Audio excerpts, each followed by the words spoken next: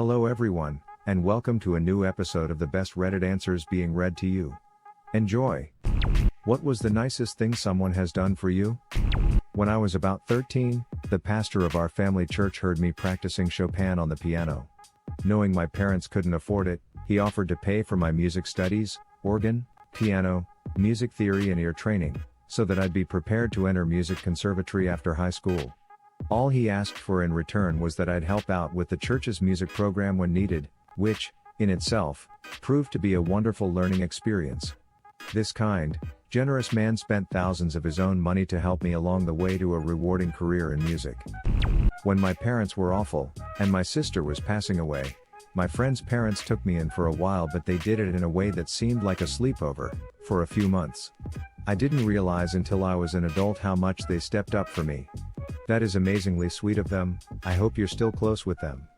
Sadly, we moved a few years later. I stay as close as I can, but admittedly not as close as I should. I'm going to call them right now. I went to a local breakfast spot after a rough night. Totally forgot my wallet, so I left my phone as collateral and went to my house. Came back and some guy had already paid for me. I know it doesn't seem that big of a deal, but it was a pretty bleak week for me, so it meant a lot.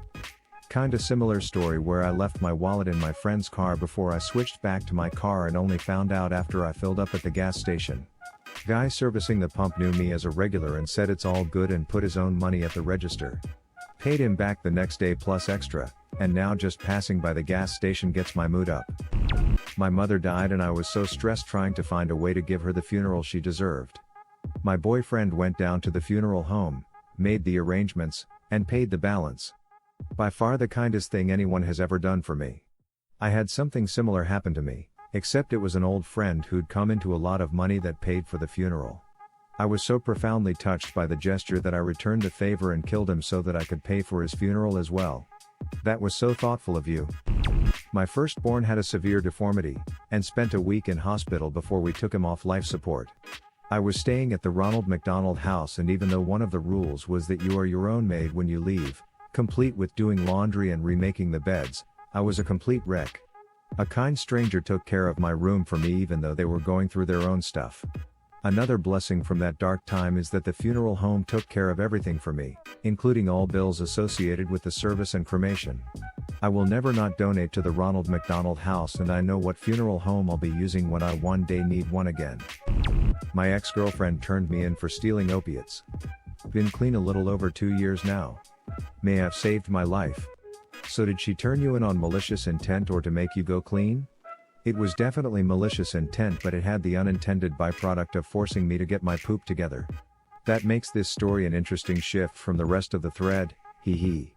Less wholesome, but glad you're clean now. I had really crappy periods when I was a teenager. They still kind of suck a lot, but they were at their absolute worst when I was about 15 to 17. One day, I was at school and my period started a few days early. I knew I didn't have long before I was going to be in a world of pain, but I had one last class before the school day was over and I could go home, and I lived about half an hour away from my school, so I decided it was pointless to call home and have someone pick me up because I would have had to stick around for most of my class anyway while I waited for my ride. My school had block scheduling, so it was still going to be a 90-minute class, but whatever. So I just put on a pad and hoped for the best. Not long after I went to my class, I could already feel the pain getting intense.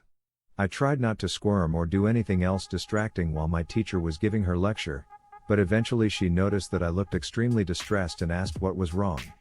Since I went to an all-girls school, I felt comfortable saying that my period had just started and so I wasn't feeling well. Another girl got permission from the teacher to grab my doll from her locker. At one point, I dashed out of the classroom to the nearest bathroom to puke, and a friend who was in my class followed me to the bathroom to hold my hair out of my face. After all of that, I went to the office and called home to have someone come and get me because I knew I really couldn't wait it out until the school day was over. The secretary let me stay in the lounge area outside the office, which was nice because the chairs were pretty comfy and I was already really sore at that point. One of the girls from my class asked if it would be okay for her to stay with me as I waited for my ride home because she knew I lived relatively far away, so I was going to be there a while. She and I weren't super close, I wouldn't have said we were friends because we didn't hang out in the same friend groups and we didn't have a lot of classes together the entire time we were in high school, but she was really sweet for wanting to stay with me, and so we spent the next 30 to 40 minutes just sitting and talking, which was easily the longest time I had ever talked with her. One of my high school bullies invited me to his house to hang out for a day. I was really nervous it might just be to screw with me, but I was desperate for some sort of friendship, so I went over. We're now best friends and he and his family feels like family to me, and I have no idea how we ever disliked each other. One of my best friends from high school was a big jerk to me and I was back to him. This lasted almost all of freshman year. This stupid kid was the first person I ever didn't get along with. Not sure what happened, but we became best friends for the rest of our time in high school. He lives out of state now and I miss him from time to time. In August of my freshman year of high school, a guy said "nice shirt" to me. I've been hanging on to that for like 4 years. Lamau. I'm a man and I have one particular shirt that like 5 people, both men and women, have said "nice shirt" to. You better believe that it's my go-to for first dates. I have a jacket like that. Blue corduroy. I can't imagine wearing anything else. So a first Erica. Someone ran out of their home and gave me water to drink after I fell from the bike. It's not really that bad other than a few scratches to the side, but it's nice to see people helping out. The aqua paramedic strikes again. Broke your arm? Here's a cup of crisp, cool refreshment. Gunshot wound? Have a bottle of water. Stroke? Hold your arms up to test for drooping, and then have this swig of sparkling. If you're gonna be wounded, you'd better be wounded and hydrated. Found the school nurse.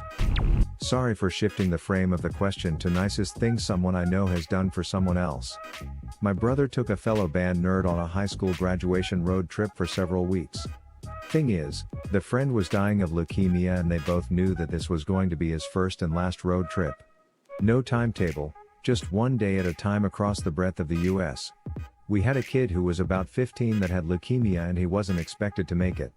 He wanted to do all the things he wouldn't grow up to do and pretty much our whole school got involved. One girl's parents owned a nightclub. They decked out the VIP lounge and served mocktails to roughly 100 students. He wanted to be a police officer and one boy's dad arranged for him to go on shift with him for the day.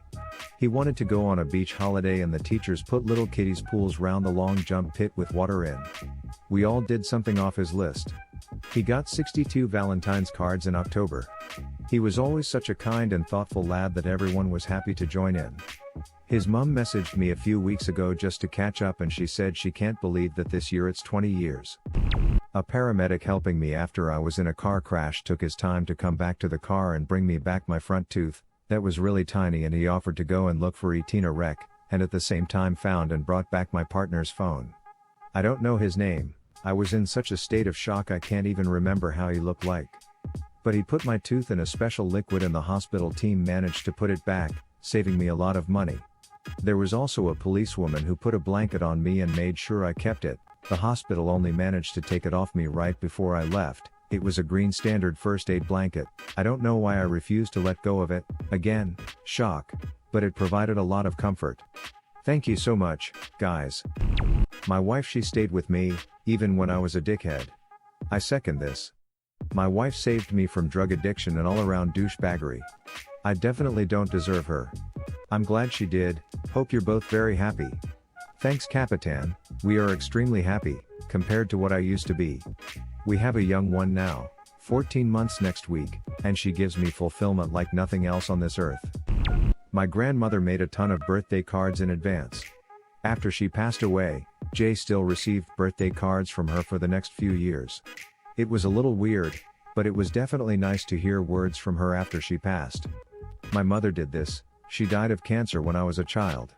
It was nice because the cards even matured in a way, with the advice I got at 21, the last card, being very different and more age appropriate than the advice I got at 7.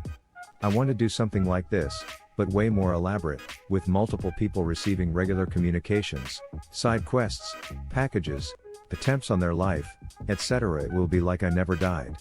One of these is not like the others. Why would you give out side quests? That's what fringe NPCs do. I was involved in a hit and run on my bicycle in Chicago. I broke my collarbone, first broken bone, and a stranger drove me to the ER. I was going into shock and freaking out about finances, I'm a single mother and 2020 is the worst year. The stranger gave me her number for the police report and such, and later sent me $5,000 because she knows what it's like to be a single mother with nothing. I sobbed. I hadn't gotten my own employment yet and still haven't gotten a stimulus check. I was overwhelmed by her kindness and I will never forget it. This one makes me want to cry. I hope to be in a position to help someone like that someday. I hope I am too, but also hope that the system changes so that the generosity of strangers is not the only hope you have. Was having a panic attack. Swung between so euphoric I thought I was going to ascend and terrified that I was going to die for certain. Called my loved ones to say goodbye, including my best friend. He came running from a block away. He was terrified too, but he held it together, sat me down, hugged me, told me that he didn't want me to go anywhere, that he needed me right here. I needed that. I needed to see what I felt wasn't based on reality, needed someone to say that I should not obey those feelings because I was needed and loved. On some level, he saved me. Years later, he voluntarily went into homelessness just to fly out to see me on another continent. Yes, we're together now. No, I don't know how I got so lucky. We're planning the wedding. What would have been your answer or question? Leave it in the comments below. Slap that like and subscribe button for more, and check out the link in the video description for even more answers. Peace out, and catch you in the next video.